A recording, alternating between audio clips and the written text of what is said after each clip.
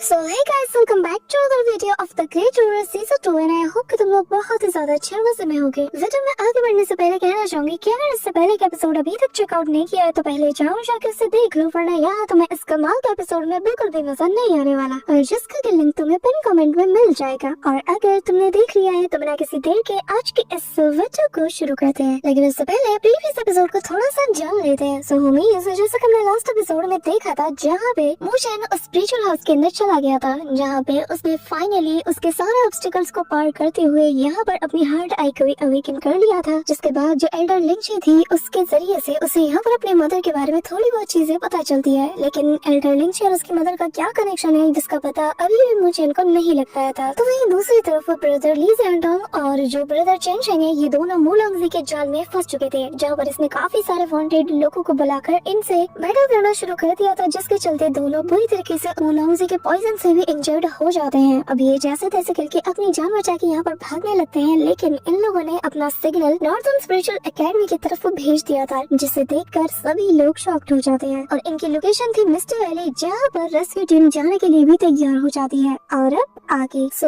हमारे इस एपिसोड की स्टार्टिंग में हमें जो एल्डर लिंची है उसके मेंशन का सीन दिखाया जाता है, जहाँ पर अपनी मदर की पेंटिंग के आगे मूचेन बैठा हुआ था और उन्हें देखे जा रहा था और कहता है कि मदर, मैंने मेरे फादर से प्रॉमिस किया था कि मैं आपको एक न एक दिन जरूर ढूंढ के निकालूंगा और मैं ये काम अंजाम दे के रहूंगा। अब तभी यहाँ से सीन शिफ्ट होता है और हम नॉर्थर्न स्पिरिचुअल एकेडमी का सीन देखते हैं, जहाँ पर हमें उसी सीन को दिखाया जाता है जब यहाँ सबसे पहली बार वो जो लाइट सिग्नल है वो दिखाया जाता है, जहाँ पर एक तेज रेड कलर की बीम इन सभी को नजर आती है जो कि सीधा आसमानों से जाकर टकराती है। अब यहाँ पर उस लाइटनिंग के साथ ही यहाँ पर जो बेल होती है, जो अलार्मिंग बेल होती है, वो रेजोनेट करना शुरू कर देती है और यहाँ पर ब्लड रेजोनेंस बेल को ऐसे रेजोनेट करता हुआ देख करना सब के सब शॉक्ड हो जाते हैं। यहाँ पे हम देखते हैं कि मूचेन और जो सिस्टर लिंची थी वो लोग भी ये नजारा देख लेते हैं और तभी मूचेन कहने लगता है कि सिर्फ हेवनली रैंकिंग के जो टॉप 10 कल्टीवेटर्स है उनके पास ही इस ब्लड बेल का एक्सेस है और कहीं इसका मतलब ये तो नहीं, ये कहना ही था कि तभी मूचेन यहाँ पर एल्डर लिंची से कहने लगता है कि मैं अभी यहाँ से जा रहा हूँ। जिसके बाद मूचेन यहाँ से निकल पड़ता है कि तभी सीन शिफ्ट होता है और हम यहाँ पर देखते हैं कि जो बाकी के एल्डर्स थे और जो दीन है वो सभी लोग मिलकर समझ चुके थे कि ये असल में शेंग शेंग और जो ली ज़ुआनटोंग है इन दोनों की वजह से ही हो रहा है, जिसका मतलब दोनों बहुत बड़ी मुसीबत में है। अब सामने वाले पोर्टल के जरिए से ये सभी लोग देख भी पा रहे थे कि आखिर इनके साथ प्रीवियसली क्या हुआ है और उनके डिस्टेंस के चलते फिलहाल इनको थोड़ा टाइम लगेगा जाने में, लेकिन यहाँ पे दीन और एल्डर्स खुद भी हैरान थे कि मूलांगजी को इन लोगों ने कम में आका। उसने तो जो बाहर के बाउंटी बोर्ड एक्सपर्ट्स होते हैं उनके साथ हाथ मिला लिया और अब ये लोग मिस्टी वैली के अंदर ट्रैप होकर रह गए हैं। और तभी यहाँ पे हम देखते हैं कि जो एल्डर जाओ होते हैं वो थोड़े कंफ्यूज होते, कहते हैं ऐसा कैसे हो सकता है, मूलांगजी और वो भी बाउंटी बोर्ड के एक्सपर्ट्स के साथ इतना बड़ा अलायंस बना पाया, उसकी रेपुटेशन इतनी ज्यादा कैसे हो गई। भले ही वो एक नंबर का इविल है, लेकिन बाउंटी बोर्ड्स के एक्सपर्ट्स को अपने साथ मिलाना ये उसका काम तो नहीं हो सकता। आप लोग मानो या ना मानो, लेकिन मुझे पूरा यकीन है कि इसके पीछे जो डिमोनिक ड्रैगन पैलेस है वही होगा। तभी यहाँ पे जो दीन है वो कहने लगता है कि फिलहाल मैं इतना जानता हूँ कि ये एक बहुत बड़ी चाल है, इन लोगों ने हमारे दो टॉप के कल्टीवेटर ली ज़ुआनटोंग और जो शेन शेन है इनको ट्रैप करके रखा है और उन्हें एक चारे की तरह यूज कर रहे हैं ताकि हमारा पूरा का पूरा एकेडमी इनके जाल में फंस जाए। और क्योंकि हमारे दोनों कल्टीवेटर्स यहाँ फंसे हुए हैं, मतलब कि हमारी ताकत को भी कमजोर करने के लिए ये चाल चली गई है। अब यहाँ पे एल्डर कहने लगते हैं कि अगर वाकई में ये एक चाल है और हम सभी लोग समझ पा रहे हैं तो आखिर सारे एल्डर्स यहाँ पे क्या कर रहे हैं, हम एल्डर्स को तो जाकर उन्हें रेस्क्यू करना चाहिए। अब ये कहते हुए वो अपने आस्तीनों को ऊपर फोल्ड करते हुए कहने लगता है कि सबर, मैं जाता हूँ, मैं जाके ना सबक सिखाऊंगा। पर तभी एक एल्डर उन्हें रोक लेता है और कहने लगता है कि शायद तुम भूल रहे हो कि हमने सालों पहले उनके साथ एक डील बनाया था, एक टाइप का ये एक पैक्ट था जिसके चलते दोनों साइड के जो एल्डर्स है वो कभी भी इंटरफेयर नहीं करेंगे और अगर यहाँ पर कोई भी एल्डर चाहता है तो हम उस पैक्ट को ही तोड़ देंगे और वो लोग इसे एक एक्सक्यूज की तरफ फिर हमारे खिलाफ ही यूज करेंगे। अब यहाँ पे एल्डर जाओ के सटक जाती है, वो कहने लगता है कि तो फिर तुम क्या चाहते हो, हम यहाँ पर चुपचाप हाथ पे हाथ रख के ऐसे ही तमाशा देखते रहे हैं, ऐसे तो फिर वो लोग मारे जाएंगे। कि तभी यहाँ पे दीन कहने लगते हैं कि हम पनिशमेंट हॉल्स के लोगों को रेस्क्यू करने के लिए भेज सकते हैं, लेकिन उनके टीम में किसी नौजवान और यंग जनरेशन के डिसाइपल का होना जरूरी है, वरना ऐसे तो वो लोग भी इसे एक एक्सक्यूज की तरह यूज करेंगे। आफ्टर ऑल पनिशमेंट हॉल के जो लोग हैं वो भी एल्डर्स ही हैं और अगर एक बार एल्डर्स के जाने से वो पैक्ट टूटा ना तो ये बस हमारे लिए और बड़ी नई मुसीबत को दावत देगा। जिसमें यहाँ पे दूसरे एल्डर कहते हैं कि हाँ बिल्कुल आपने सही कहा। और इस वक्त जो 3 जनरल्स हैं हमारे पनिशमेंट हॉल के वो सभी फिलहाल यही एकेडमी में ही मौजूद है, तो उनकी जो स्ट्रेंथ है ओवरऑल वो इनफ होगा उन सभी को रेस्क्यू करने के लिए। पर मुझे डर है कि क्योंकि मूलांगजी ने बाकी के लोगों को भी यहाँ पे बुलाया है तो मुझे नहीं लगता कि पनिशमेंट हॉल के जो एक्सपर्ट्स हैं वो लोग इनफ होंगे। जिसमें दीन बताने लगते हैं कि चिंता मत करो, स्टूडेंट के बीच में भी कुछ केपेबल इंडिविजुअल्स मौजूद हैं और मैं उन्हें ही उसके साथ भेजूंगा और ये अच्छा मौका है उन सारे इंडिविजुअल्स की ट्रू स्ट्रेंथ को देखने का, जिसके बाद वो कहने लगता है कि जाओ मोयो, जाके चेन शोंग और ली ज़ुआनटाओ इन सभी को सेफली रेस्क्यू करके ले आओ। तभी यहाँ पर जो हम देखते हैं एल्डर मू थे वो यहाँ से जाने लगते हैं और कहने लगते हैं मैं अभी जाके उन सारे स्टूडेंट्स को रिक्रूट करता हूँ। अब तभी वो यहाँ से जाने लगते हैं तो दीन कहने लगता है कि अगर डिमोनिक ड्रैगन पैलेस हमारे साथ गेम खेलना चाहता है तो हम भी हमारे खिलाड़ियों को मैदान में उतार देंगे और हमारे स्टूडेंट्स उनके साथ खेल खेलेंगे। चलो देखते हैं कि आखिर किसमें कितना दम है। अब सीन शिफ्ट होता है और हम मोचन को देखते हैं जो कि एकेडमी में पहुंच चुका था, जहाँ पर ऑलरेडी काफी सारे स्टूडेंट्स मौजूद है। और तभी यहाँ पर जो सिस्टर सूनर है वो मोचन को देखते साथ ही कहने लगे ब्रदर मोचन, मुझे आपको कुछ बताना है। आपको पता है कि सिस्टर लूली और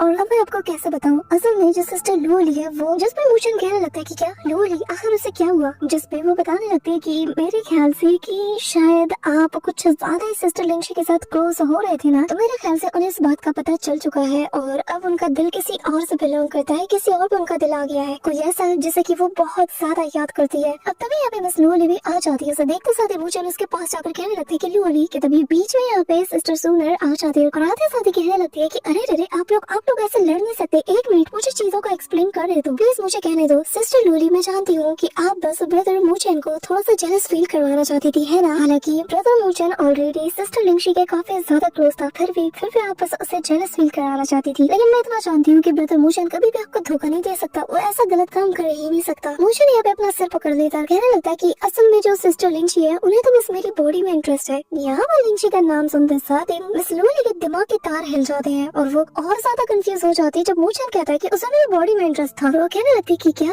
लिंशी और वो भी सिस्टर। तभी सुनिए कहने लगती है कि ब्रदर मोचन आखिर आप ऐसा कैसे कह सकते हो, पहले ही आपने कहा कि वो आपकी बॉडी में इंटरेस्टेड है और अब आप उसे सिस्टर भी कह रहे हो, ऐसा कैसे हो सकता है? ब्रदर मोचन आपने ये बिल्कुल भी ठीक नहीं किया, मैं तो जा रही, अब मैं आपकी बिल्कुल भी मदद नहीं करूंगी। अब यहाँ से वो तो चली जाती है कि तभी मोचन लूली से कहने लगता है कि असल में मैं तो बस सिस्टर लिंशी से जो फॉर्मेशन है उनके बारे में टीचिंग हासिल कर रहा था और इस दौरान उन्हें मेरी जो एंसेस्टर पकौड़ा है उसमें इंटरेस्ट आया और somehow मुझे ऐसा लगता है कि उनकी जो लॉस्ट मेमोरीज है वो मुझसे और मेरी मदर से रिलेटेड है। मेमोरीज का सुनते साथ ही लूली भी कंफ्यूज थी कि तभी यहाँ पे मुझे कहने लगता है कि हाँ, और मुझे ऐसा भी लगता है कि वो मेरी मदर को बहुत अच्छे से जानती है और ऐसा भी लगता है कि शायद उन्होंने मुझसे पहले उस ग्रेट पकौड़ा आर्ट को भी परफॉर्म किया है। और तभी वो कहने लगता है कि मेरे अलावा कौन हो सकता है कि जिसे तुम बहुत जी जान से मिस करो। हाँ, अब ये सुनना ही था कि तभी मिस लूली हंसने लगती है और कहती है वो मेरी बहुत ही अच्छी दोस्त है और वो एक लड़की है और मुझे लगता है कि सूरज ने कुछ ज्यादा ही सुन लिया है और गलत सुन लिया है, जिसके चलते उसे गलत फहमी हुई है। अब तभी हम देखते हैं कि यहाँ पर एल्डर मू आ जाते हैं और आते साथ ही वो यहाँ मोचन को सभी के सामने इस ब्लड रेजोनेंस बेल के बारे में बताने लगते हैं।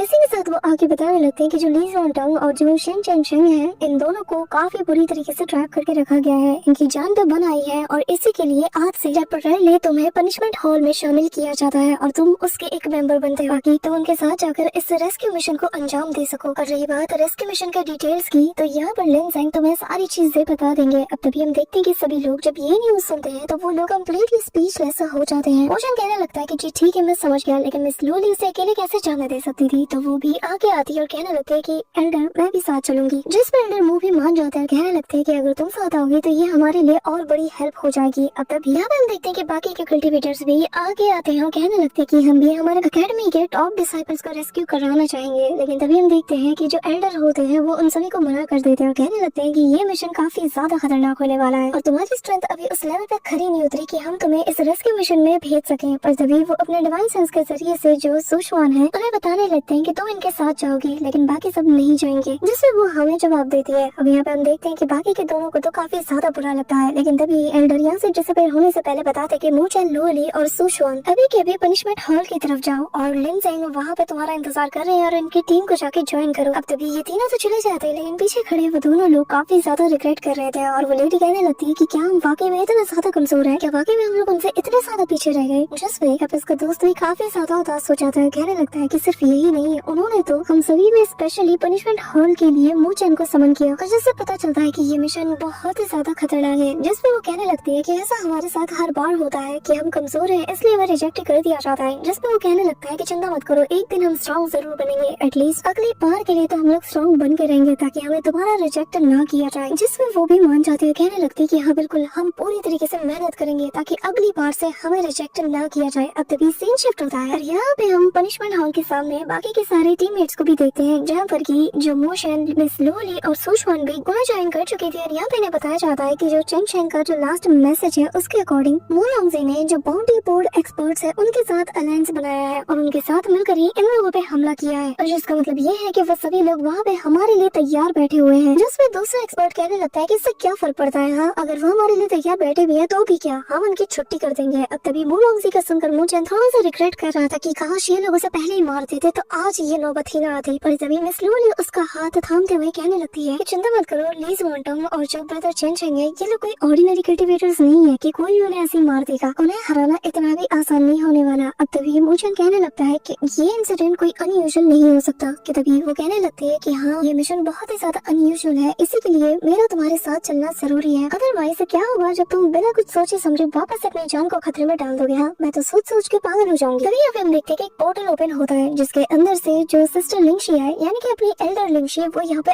आती है और उसकी खूबसूरती को देखकर बहुत से लोग तो वही शॉक्ड हो जाते हैं। कि तभी यहाँ पे जो एक्सपर्ट्स होते हैं वो तो उसे देखते साथ ही कहने लगते हैं कि ये तो एल्डर लिंगशी है। और यहाँ पे जितने भी सोल्जर्स थे वो लोग एल्डर लिंगशी को एल्डर कहते हुए रिस्पेक्ट देते हैं, लेकिन वो यहाँ पर किसी को कोई जवाब नहीं देती और आगे बढ़ने लगती है। ये देखकर ब्रदर गुयन जो ब्रदर लिंगजेंग से कहने लगता है कि वैसे ये काफी ज्यादा अनयूजुअल है कि जो एल्डर लिंगशी है वो अपने वैम्बू फॉरेस्ट को ऐसे आसानी से छोड़ के कहीं जाए। मैंने इससे पहले तो कभी भी ऐसा कुछ होते हुए नहीं देखा। पर तभी यहाँ पर मूचेन को जो एल्डर लिंगशी है वो एक रैंक 5 का स्पिरिचुअल अरे वाला स्क्रोल देती है और कहने लगती है कि इसे मैंने पर्सनली खुद तुम्हारे लिए क्राफ्ट किया है। ये एक रैंक 5 का स्पेशल फॉर्मेशन है, इसके अंदर वास्ट अमाउंट में स्पिरिचुअल एनर्जी मौजूद है। जब तुम्हारी जान खतरे में हो और तुम्हें लगे कोई ऑप्शन नहीं बचा तब इसे यूज करना। मूचेन इसे ले लेता है, उनका शुक्रिया अदा करता है, लेकिन हम देखते हैं कि ब्रदर गुयान तो यहाँ अलग ही खुरापाती में लगा हुआ था। वो डिस्कस करने लगता है कि जरा सोचो एक रैंक 5 का स्पेशल फॉर्मेशन जिसे कि एल्डर लिंगशी के हाथों से बनाया गया है वो यहाँ पर अपने हाथों से मूचेन को दे रही है। हाँ मुझे लगता है यहाँ कोई ना कोई गड़बड़ जरूर है, कुछ ना कुछ तो है। जिसमें दूसरा बंदा कहने लगता है कि इसमें कोई डाउट नहीं कि मूचेन बहुत ही ज्यादा लकी है और उसका टैलेंट भी काफी ज्यादा कमाल का है। कि तभी यहाँ पे जो एल्डर लिंगशी है वो मूचेन से कहती है मूचेन अपना बहुत ज्यादा ख्याल रखना। ये कहते हुए वो अपने पोर्टल को एक्टिवेट करती है और यहाँ से चली जाती है। अब सभी लोग मूचेन को घूरने लगते हैं, यहाँ तक कि मिस लोली उसके पास आकर कहने लगती है कि मूचेन अच्छा तो ये है तुम्हारी सिस्टर लिंगशी जिससे तुम रोज फॉर्मेशन सीखना चाहते हो। मूचेन कहने लगता है कि ऐसे में मुझे लगा नहीं था कि वो खुद ही यहाँ पे आएगी, जिसपे वो मुंह बनाते हुए कहती है कि हाँ और मुझे भी लगा था कि वो यहाँ पे आएगी, जो मैंने बात कर दी। तभी यहाँ पे मूचेन उसे रोकना चाहता है, लेकिन हम देखते हैं कि जो यहाँ ब्रदर लिंगजेंग यानी कि एक्सपर्ट लिंगजेंग है वो यहाँ पे सभी से कहने लगते हैं कि हमें जल्द से जल्द यहाँ से निकलना होगा क्योंकि वक्त बहुत ही कम है। हमें हर हाल में उन तक पहुँचकर उन्हें रेस्क्यू करके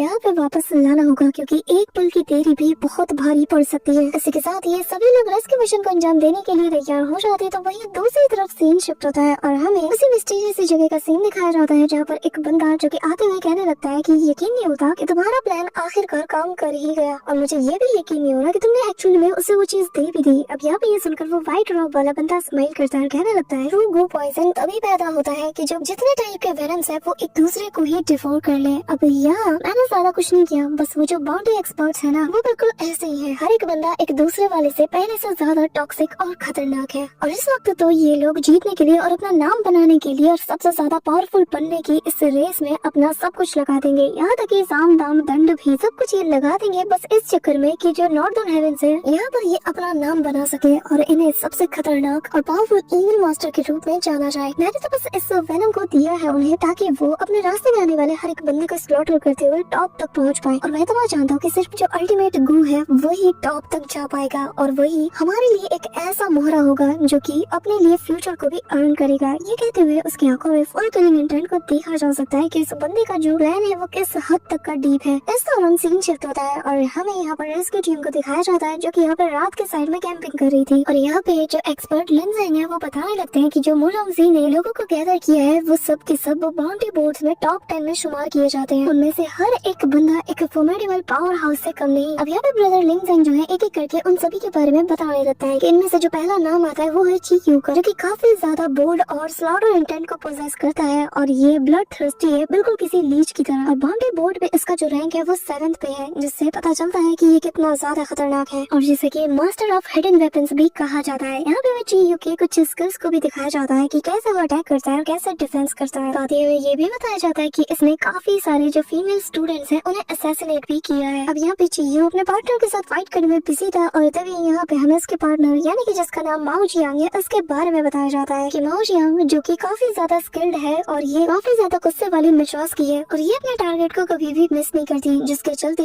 जो बाउंड्री बोर्ड है उसके ऊपर इसका रैंक 8वें पायदान पे आता है। और क्योंकि ये चू यू की लवर है तो यहाँ चू यू के आसपास जो भी लड़के से नजर आती है जेलसी के चक्कर में वो उसे जान से मार देती है। इसके पास काफी टाइप के अलग अलग के वेपन्स हैं, जिसके चलते लॉन्ग रेंज और क्लोज रेंज के जो दुश्मन है उन्हें टारगेट करना इसके लिए काफी ज्यादा आसान होता है। लेकिन इसकी एक आदत है कि जब भी ये खुद से ज्यादा किसी सुंदर लड़की को देखती है तो वो उसे वहाँ पर बुरी तरीके से स्लॉटर कर देती है। अब बारी आती है इनके तीसरे साथी जिसका नाम तेनलोंग है और तभी हमें तेनलोंग को दिखाया जाता है जो कि अपने वेपन को घसीटते हुए आगे की ओर बढ़ रहा था। अब यहाँ तेनलोंग के बारे में हमें यहाँ पर जो डेमोनिक ड्रैगन क्लैन है उसका यहाँ पे जो प्रोबेबली जो यंग मास्टर है वो बताने लगता है कि तेनलोंग जिसका मास्क जितना ज्यादा खतरनाक है उससे भी ज्यादा इसका माइंड खतरनाक है, जो कि बाउंड्री बोर्ड में 6th रैंक पे आता है। अब यहाँ पे हमें तेनलोंग के एक सिंगल स्ट्राइक का सीन दिखाया जाता है जो कि लिटरली पहाड़ को 2 टुकड़े करने की ताकत को पोसेस करता है। और एल्डर्स भी बताते हैं कि हाँ इसकी जो ओवरऑल बैटल स्ट्रेंथ है वो काफी ज्यादा टेरिफाइंग है, ये किसी को भी सेकंड्स में चकनाचूर कर सकता है। तब यहाँ पे हमें गुइशोंग के बारे में बताया जाता है जो कि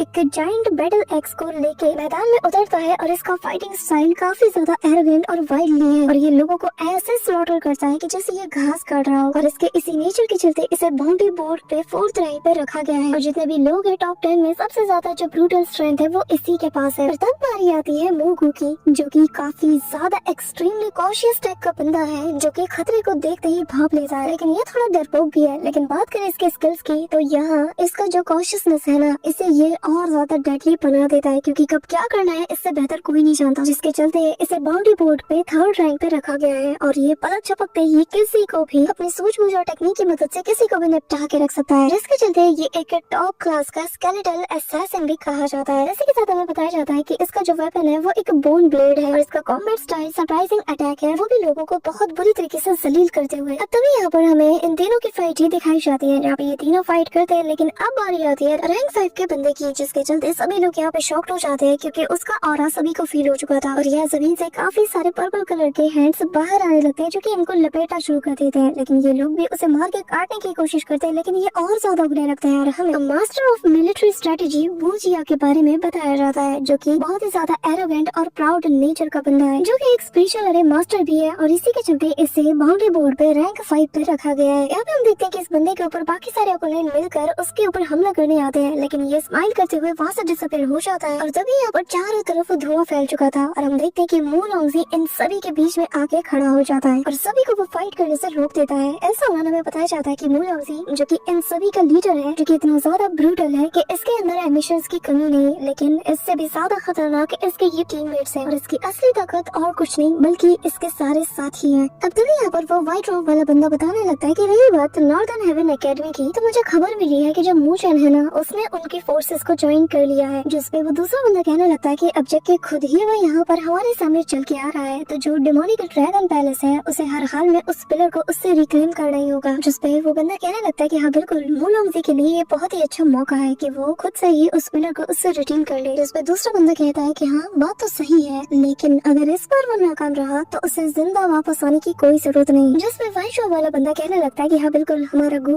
और वो जो जहरीला गड्ढा है ना ये पूरी तरीके से प्रिपेयर हो चुका है और बस देखना है कि आखिर कौन गू किंग बन के हमारे सामने इमर्ज होता है और ये नजारा सच में देखने लायक होगा। यहाँ पे हम देखते हैं कि वो क्रीपी सा फेस बनाने लगता है और तभी सीन शिफ्ट होता है जहाँ पे मू चैनल बाकी सबको देखते हैं और यहाँ पे एल्डर्स प्लानिंग कर रहे थे कि जो वेस्टर्न डेजर्ट रियलम है हम वहाँ पे सुबह होने पर निकल पड़ेंगे क्योंकि वहीं के गहराइयों में जो मिस्टी वैली है वो एग्जिस्ट करती है और एक बार हम वहाँ पे एंटर हो गए तो हमारी ऑरा पूरी तरीके से सप्रेस हो जाएगी। हालांकि जो चेंग शेंग है उनका ग्रुप वहाँ पे काफी अच्छे से छिपा हुआ है लेकिन ये काफी ज्यादा खुशकिस्मती वाली बात है कि वो लोग मिस्टी वैली के अंदर ही छिपे हुए हैं, यानी कि दुश्मन को उनके ऑरा का ज्यादा पता नहीं चलेगा। अब एल्डर लिनजेंग कहने लगते हैं कि कल का सफर बहुत ही ज्यादा खतरनाक होगा, तो बताओ क्या तुम सभी लोग तैयार हो। अब यहाँ जो एक्सपर्ट गुइयान है वो तो कहने लगते हैं कि जो भी हमारे नॉर्दर्न हेवंस को प्रोवोक करने की कोशिश करेगा ना मैं उसे मिट्टी में मिला के रख दूंगा। ये कहते हुए वो अपने स्पेयर को बाहर निकाल लेता है। तभी यहाँ बाकी सब भी खड़े हो जाते हैं। एक्सपर्ट्स कहने लगते हैं कि हाँ आज हम इन सबको सबक सिखा कर रहेंगे और बता देंगे कि नॉर्दर्न हेवंस किसी से कम नहीं। इसी के साथ सीन शिफ्ट होता है और हमें डीप डाउन मिस्टी वैली के अंदर का सीन दिखाया जाता है जहाँ पर कि अब ये सभी लोग निकल चुके थे और यहाँ इनके रास्ते में काफी सारा धुंध भी होता है और हम देखते हैं कि एक मिस्टीरियस एनर्जी जहाँ जहाँ से गुजरती है वहाँ के चट्टानों में अजीब टाइप की बिजलियाँ दौड़ने लगती है। यहाँ पे आसपास के मिस्ट को देखकर मैं स्लोली कहने लगती है कि अब मैं समझी कि यहाँ पर तो नेचुरली एक बैरियर है जिसके चलते कोई भी आगे नहीं देख पाएगा। कि तभी मोशन उसे कहने लगता है कि हाँ और ये एक बहुत बहुत बड़ा खतरा भी है, इसलिए चाहे जो हो जाए तुम हमेशा मेरे साथ रहोगी। तभी यहाँ पर इन लोगों को एक धुन सुनाई देती है और यहाँ का जो फॉर्मेशन है वो एक्टिवेट हो जाता है। यहाँ एक जिटर म्यूजिक है जो कि इस फॉर्मेशन को बार बार ट्रिगर कर रहा था, जिसके चलते यहाँ पर एक तूफान भी आ जाता है और जो लिंजियन है वो इस चीज को बहुत ही अच्छे से समझ लेता है। तभी ये लोग हवा में फ्लोट करते हुए आगे की ओर बढ़ने लगते हैं, लेकिन यहाँ इनके सामने एक बहुत बड़ा सा घोंसले स्कल आ जाता है, जिसके चलते इन्हें अपना रुख बदलना पड़ता है। और तभी यहाँ पर हम वो जिया को देखते हैं जो कि अपने जिथर को प्ले करते हुए कहने लगता है कि ओह जरा देखा तो बड़ी मछलियाँ जाल में फंसने के लिए आ चुकी हैं। जो सुनकर मोलोंगजी हंसने लगता है और कहने लगता है कि ठीक है फिर जाओ और जाके इन सभी को मार दो। और अब हम देखते हैं कि यहाँ पे उसके जितने भी लोग थे सब के सब मैदान में उतर पड़ते हैं। सो हमें हमारा आज का ये पार्ट तो यहीं पे एंड होता है, लेकिन इसका नेक्स्ट पार्ट में काफी ज्यादा मजा आने वाला है क्योंकि एक्सट्रीम बैटल हमें देखने को मिलने वाली है। बट इससे पहले मेक श्योर कि तुम इस वीडियो को लाइक करके चैनल को सब्सक्राइब कर रहे हो और साथ ही बेल आइकन को ऑल पर प्रेस कर दो ताकि आने वाली लेटेस्ट वीडियो की अपडेट्स तुम्हें सबसे पहले मिल जाए। So that's it for today guys, I hope कि तुम सबको आज की वीडियो काफी ज्यादा पसंद आई होगी। अगर हाँ तो वीडियो को लाइक करना, चैनल बने हो तो सब्सक्राइब करना। तो मिलते हैं नेक्स्ट वीडियो में, तब तक के लिए बाय।